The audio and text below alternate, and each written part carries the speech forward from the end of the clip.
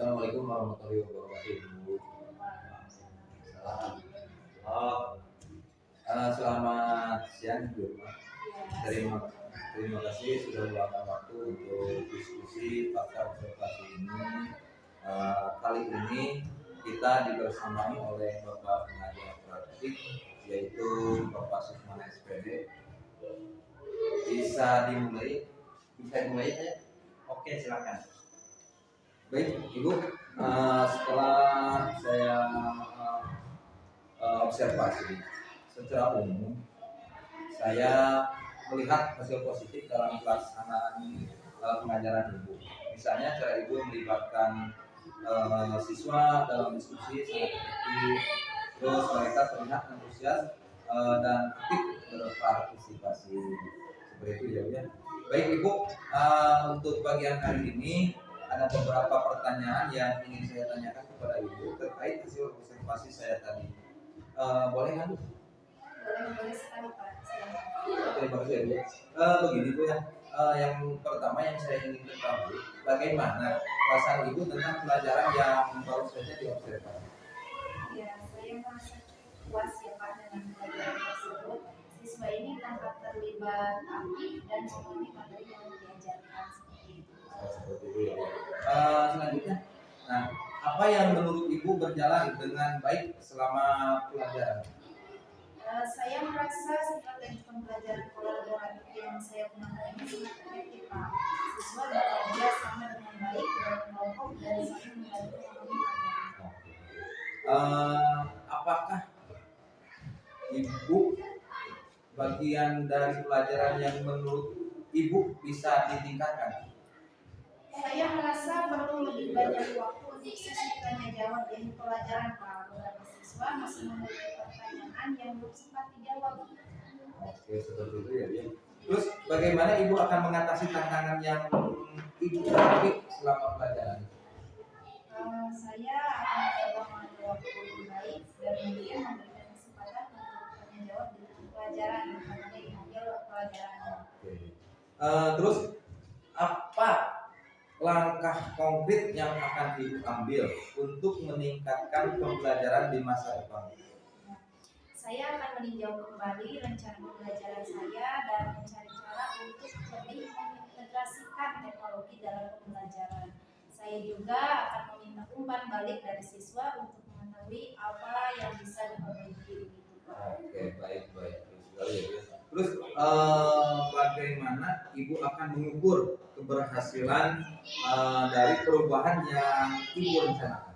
Ya, saya akan menggunakan alat evaluasi seperti kuis dan dan survei untuk melihat apakah perubahan yang saya lakukan ini berdampak positif pada pemahaman dan keterlibatan siswa atau tidak. Iya. Bagaimana cara Ibu mengelola kelas yang beragam dengan berbagai tingkat kemampuan siswa? Ya, saya menerapkan pembelajaran berdiferensiasi dengan menyesuaikan materi dan tugas sesuai kemampuan siswa, Pak. Saya juga menggunakan strategi kelompok kecil untuk memastikan setiap siswa ini mendapatkan perhatian yang cukup. Oh, jadi seperti itu. Jadi Ibu menggunakan strategi pembelajaran berdiferensiasi ya. Oke. Terus alat teknologi apa yang paling efektif dalam mendukung pembelajaran di kelas ini? Ya, teknologi yang paling efektif, saya menggunakan video untuk mengelola tugas dan memberikan umpan balik, Pak. Selain itu, saya juga menggunakan aplikasi interaktif untuk membuat pembelajaran lebih menarik.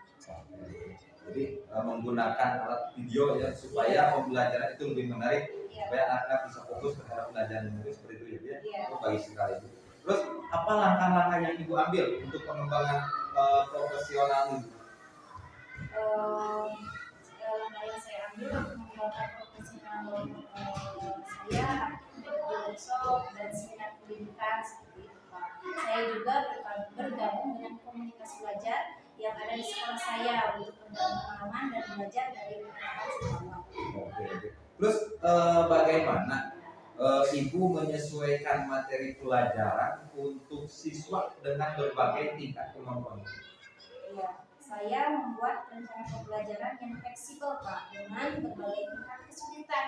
Saya saya juga memberikan pilihan tugas kepada siswa sehingga mereka ini bisa memilih sesuai dengan kemampuan dan minat mereka. Terus metode penilaian apa yang Ibu gunakan untuk mengukur pemahaman siswa?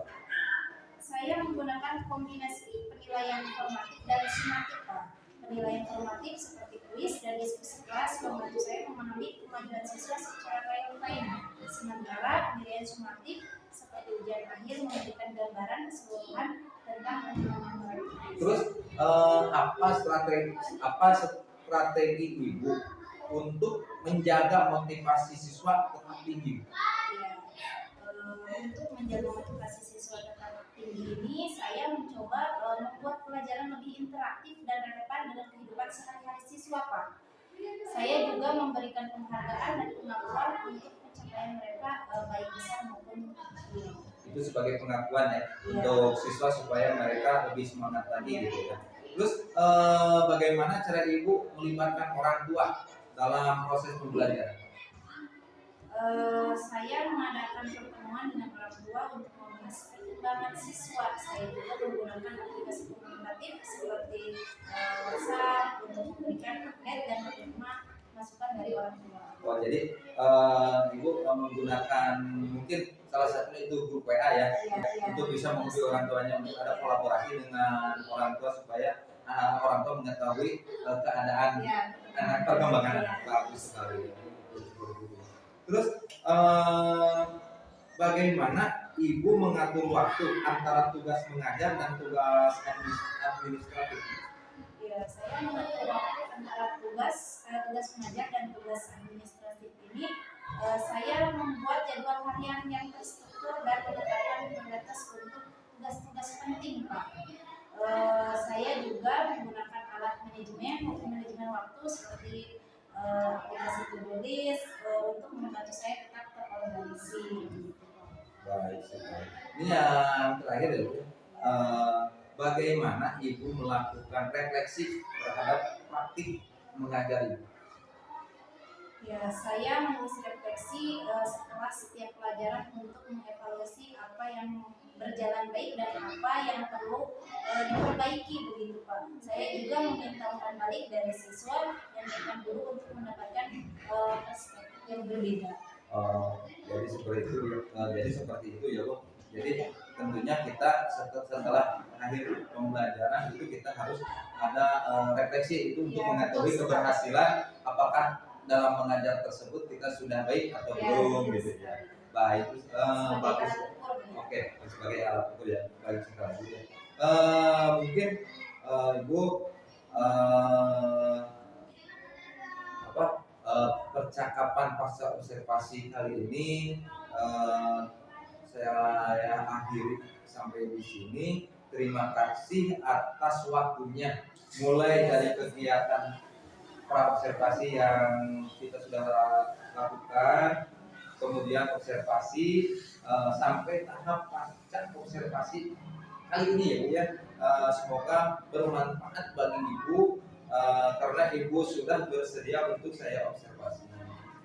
Seperti itu ya. Selanjutnya saya ucapkan terima kasih juga untuk Bapak PP yaitu Bapak Sukmana yang selaku pengajar praktik saya yang sudah membimbing saya Pak dalam melaksanakan coaching pada kesempatan kali ini. Mungkin saya akhiri berdiskusi pasca observasi kali ini.